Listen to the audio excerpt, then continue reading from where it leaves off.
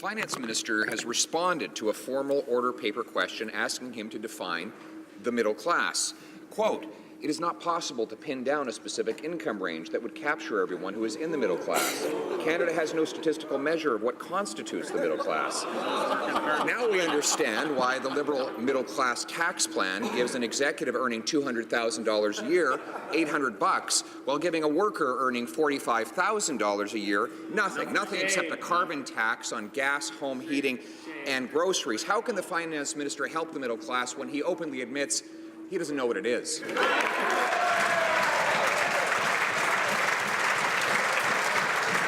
Honourable Minister of Finance. Well, Mr. Speaker, in fact, what I'd like to tell the member opposite is, in fact, we know the middle class is all those people who were left behind by the previous government. All those people who feel like they have not had an increase in pay for the last generation. We know that the people who are feeling like they are struggling to get by and who need... Order, order. I'm having difficulty hearing the answer. I know. The Honourable Minister of Finance. As I said, Mr. Speaker, all of those left behind by the previous government, all of those people who haven't felt like they've had a real pay raise for the last generation, what we did for them was we lowered their taxes.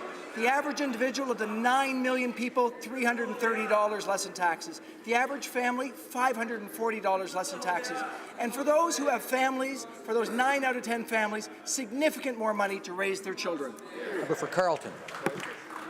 Left behind by the previous government, I seek permission of the House to table the chart I have in front of me, which shows that incomes for the median, for the middle class in Canada did fall dramatically under the previous Trudeau administration, stayed largely stagnant, and then skyrocketed under the previous Conservative. You know where I got that chart? It was the very first chart in the very first budget of that finance minister. So if this minister does want to help the middle class, why doesn't he start by reading the chart in his budget and follow the examples of his predecessors?